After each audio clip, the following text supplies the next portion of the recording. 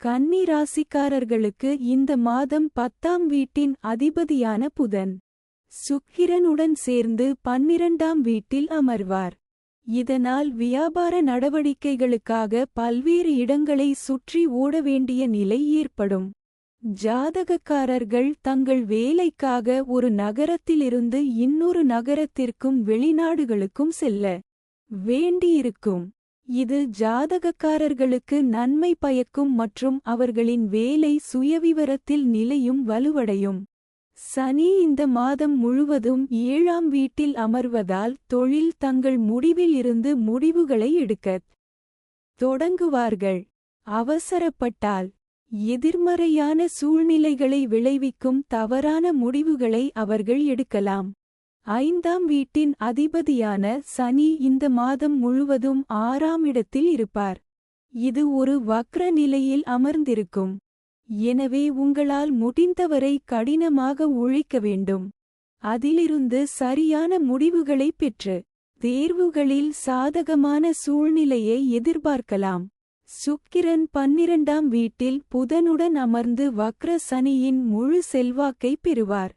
செவ்வாய் 4ஆம் வீட்டில் அமர்ந்து 12ஆம் வீட்டை பார்ப்பதால் ஒட்டுமொத்த குடும்பச் செலவுகளும் உயரும்.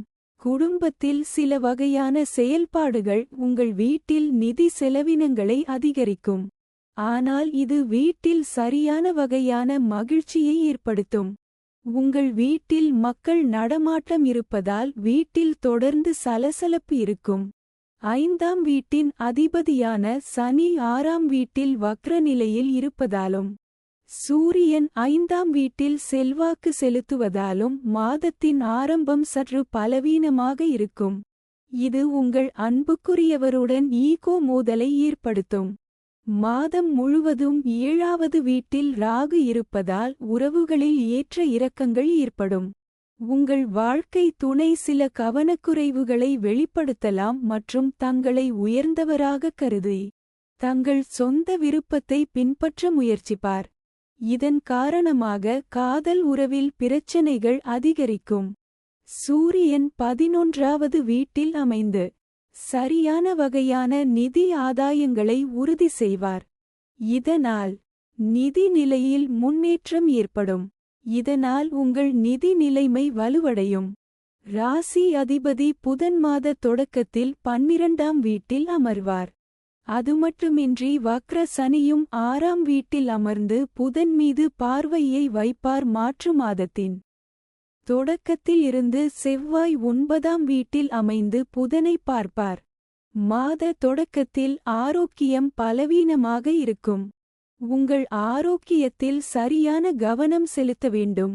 நீங்கள் சிறிய பிரச்சனையை எதிர்கொண்டால் அது பெரியதாக மாறாமல் இருக்க உடனடியாக அதை சிகிச்சை செய்ய முயற்சிக்கவும். பரிகாரம்: புதன்கிழமை திருநங்கைகளின் ஆசி பெறவும். For more updates, subscribe our channel.